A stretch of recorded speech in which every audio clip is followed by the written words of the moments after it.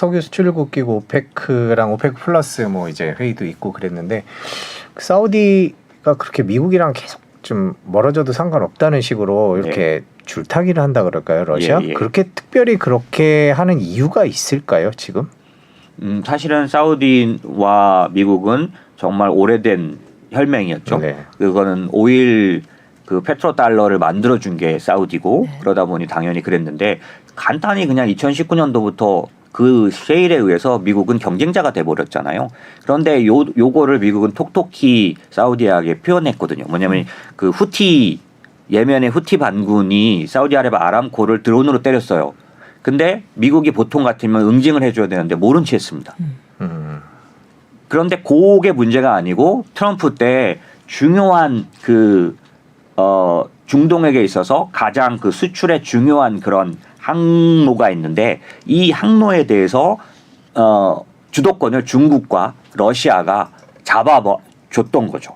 그러니까 현재로서는 제가 보기에는 아직 정확하게는 아직까지는 사우디아라비아와 미국은 어느 정도 이 실익이 있는 데라고 보지만 사실 사우디아라비아가 이번에 러시아 편을 들 수 있었던 건 그들의 그런 군사적인 행동에 대한 부분에 대한 신뢰도 있었다라는 거죠. 그래서 저는 이 블록화 된다고 보는 이유가 그쪽에 사우디아라비아가 이쪽에 쓸 거라고 보는 이유는 결국 미국이 봐주지 않던 뒤를 이쪽에서 봐주기 시작했다라는 거죠. 러시아에서. 예, 중국. 근데 미국이 이제 무기 끊고 하면 본인들도 뭐 그런 좋진 않을 텐데 결국 그런 부분까지도 러시아, 중국이 기댈 수 있다고 보는 건가요? 미국의 첨단 무기가 사우디에 많이 수출돼서 사우디의 힘에도 큰 영향을 미칠 텐데요, 실제로 보면. 지금 그 말씀 그대로입니다. 그래서 바이든에게 제일 먼저 요구한 게 패트리어트 돌려놔라. 그래서 다시 집어넣었죠. 예. 그리고 우방으로서 지켜주겠다. 이거 다 약속한 거죠. 그러니까 아직까지 당연히 그런데 사우디아라비아 입장에서는 옛날 같으면 그러면 그냥 지금 같은 때도 감산이라든지 이런 거를 미국 우호적으로 할 텐데 그렇게 안 하고 자꾸 돌을 던진다는 얘기죠. 예, 그 얘기인즉슨 그래도 한번 튀겨볼 수 있는 어떤 뒷배경이 생겼다. 예. 그거에 대해서 중국은 얼마 전까지 예를 들어 지난번에 러시아에 대해서 중국이 적극적으로 옹호하지 않았지 않습니까? 아직은 모두가 그렇게 가고 있지만 어느 정도 이게 서로 간에 합의가 될 수 있는 이익을 서로 공유할 수 있는 상황이 돼버리면 그때는 밀착될 수 있는 겁니다. 중국이 지금 노골적으로 그렇게 러시아를 저기 하진 않나요? 못하는 거죠. 예, 아직까지 예를 들면 어떤 면에 있어서는 하지만은 대부분의 면에 있어서는 자기들도 이제 거기에 대해서는 반대한다. 뭐 이런 의견들을 내는 이유는 많은 수출이 고객이 아직까지 유럽이라든지 이런 쪽으로 다 돼 있는 거죠. 그러니까 유럽과 지금 러시아가 붙어있을 때 중국은 뭐 어느 정도는 좀 표정 관리를 해야죠. 그렇죠. 미국과 미중 갈등을 생각하면 러시아에 대해서 좀 이렇게 하고 싶은데 또 유럽이나 지금 말씀하신 대로 여전히 수출 관계를 맺고 있는 다른 국가들을 생각하면 또 노골 더할 수 없고. 그렇죠. 그러니까 결국은 그 말씀하신 대로 블록화가 일어나면서도 또 서로 이제 간보고 있는 서로 간보고 그렇죠. 유불리에 따라서 이제 굉장히 애매모호한 자세를 취하는. 지금 저기가 유가 공급 얘기를 잠깐 했는데 또 궁금한 것 중에 하나가 미국이 셰일가스를 더 많이 생산해 내면 아까 말한 대로 러시아산이 그렇게 돌아다닌 거를 모른 척해야 할 상황은 아닌 것 같기도 하고요. 미국이 뭐 셰일가스 미국이 스스로 원유 수출국이고 뭐 이러면서 자급자족을 이뤘다 이런 얘기들이 많이 나왔는데 왜 미국은 그렇게 양을 늘리지 않나 그런 부분이 좀 궁금하기도 해요. 그러니까 원유에 관련돼서는 정제 시설이 있고 이 부분에 관련돼서 가동이 되는 이제 원유, 그러니까 석유라 이렇게 돌아가는 그 부분이 두 개가 있는데 미국이 지금 사실은 생산은 최대를 하고 있는데요. 근데 왜 그렇게 말씀하신 대로 많은 양을 그러니까 원하는 만큼을 쭉쭉 뽑아내지 못하냐면 그 정제 시설이 오랫동안 몇 년 동안 안 가동되면서 왜냐하면 어디로 갔냐면 신재생 에너지로 갔지 않습니까? 투자가 이루어지지 않았죠. 그러면서 이게 돌아오고 있는 중이에요 지금. 그러니까 회복을 하고 있는 중이에요. 그래서 월 10만 배럴씩 계속 늘리고는 있습니다. 그러니까 리그수라고 하는데요. 셰일 쪽 리그수는 계속 꾸준히 늘고는 있습니다.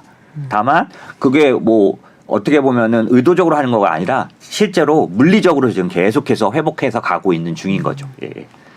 그건 정상화되려면 사실 상당 기간 동안 셰일에 대한 투자가 중단되면서 그때 국제 유가가 굉장히 급등했을 때도 바로 이거를 생산할 수 없다. 그런 그렇죠. 얘기들도 많이 나왔었는데요. 예, 물리적인 상황이죠. 그렇죠. 자, 그러면 이제 우리 석유 회사 투자에 대한 얘기를 좀 해보면 버핏 같은 경우 계속 이제 석유 회사 지분을 사고 있고 뭐 이 노림수는 뭘까요? 아까 말씀하신 대로라면 유가의 상승폭은 제한적일 텐데 버핏도 모르지 않을 텐데 그럼 이런 뭐 천연가스를 노리는 걸지. 특히 뭐 예전 같으면 사는데 이미 지금 많이 오른 것 같은데 보면 회사도 한 군데도 아니고 뭐 이제 몇 군데씩 계속 투자를 하는 것 같은데 도미니언 에너지도 사고 뭐 또 옥시덴탈인가요? 이게 사고 이러는데 그럼 왜 석유 회사 지분을 살까? 그런 게 좀 궁금해요, 저희가. 사실은 뭐 제가 지금 워렌 버핏의 그런 그 투자에 대한 얘기를 딱 했을 때 정확하게 정말 할 수 있으면 그렇죠. 제가 좀 같은 레벨이죠. 네. 하지만 제가 이해하는 거는 네. 그래서 제 수준입니다. 제가 수준을 이해하는 건 뭐냐면 이번에 모든 나라들이 알게 된 거 신재생 에너지로 그렇게 바로 갈 수는 없다. 이런 상황이 실제적으로 어떻게 좀 벌어져 그게 왜 그렇게 되냐면 지금 현재 경제는 그 ESG라 그래서 신재생 에너지를 완전히 굳혔고 그러다 보니까 쉐브론이라든지 이런 엑스모빌 같은 데조차도 기존의 원유 시설에다가 투자를 못 합니다. 만약에 걔네들이 화석연료, 그러니까 원유 생산에다 투자를 하면 ESG 규정에 의해서 블랙락 같은 데가 엑스모빌 얘네들을 팔아버려 그냥. ESG에 반대된다 그래서. 그렇기 때문에 얘들조차도 엑스모빌이나 쉐브론조차도 어디다 투자해요? 태양광이랑 풍력에다 투자합니다. 그러면 결국에는 기존의 화석연료의 그 생산 시설은 투자는 안 들어가는데 빨리 신재생 에너지로 바꾸지는 못하니까 유럽 같은 경우도 마찬가지지만 그러면 투자는 안 들어가는데 수요량은 그대로 있으니까 앞으로 몇 년 동안 수요량이 늘지는 않아도 그대로는 가니까 결국에는 어떻게 되느냐 공급량이 원래 그러니까 투자를 해야 늘어날 거 아닙니까? 네. 안 늘어나니까 수요가 그대로인 채면 공급 그 양의 한정에 의해서 가격이 계속 유지되죠. 올라가거나.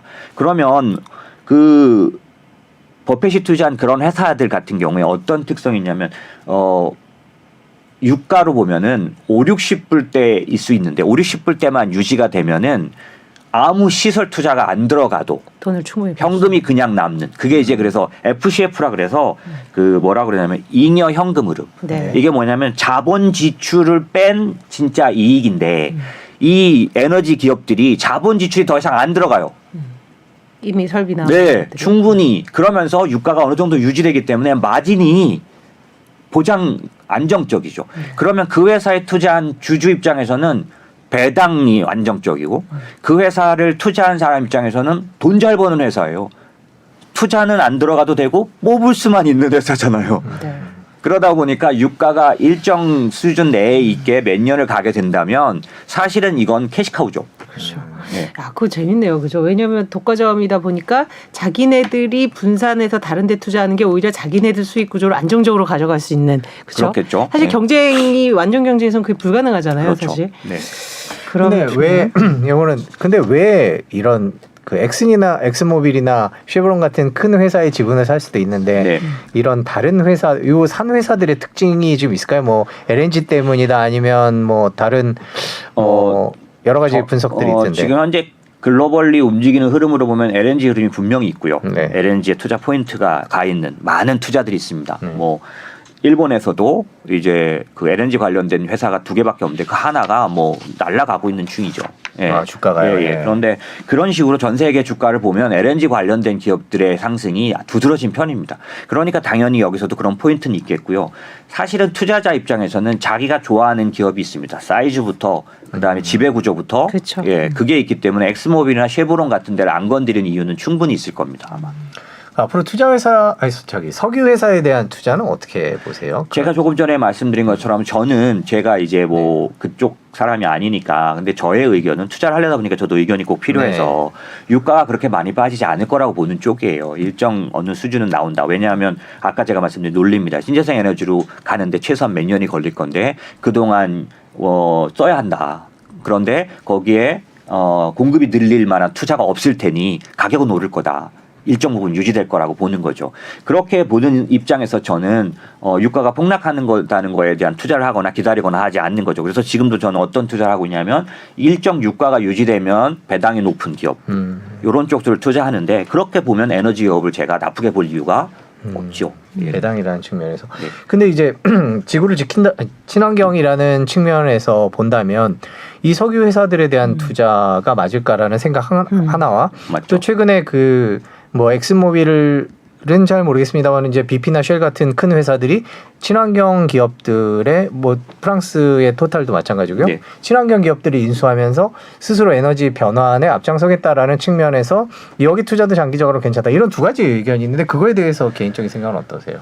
당장 에너지 기업을 제가 투자하지 않는 부분들이 있다면 그건 뭐냐면 한 번의 충격은 반드시 오죠. 유가가 쇼크하게 빠질 상황은 올 거라고 보는 거죠. 그게 뭐냐면 이 팽팽한 균형점이 하나가 무너졌을 때 사람들의 심리는 그러면 이제 유가 빠지는 거 아니야라는 그런 부분들 때문에 일정 부분 내려갈 수 있기 때문에 이 그 폭이 만약에 크게 나올 경우에는 지금 좋다고 봐서 사놓을 필요가 없는 거죠.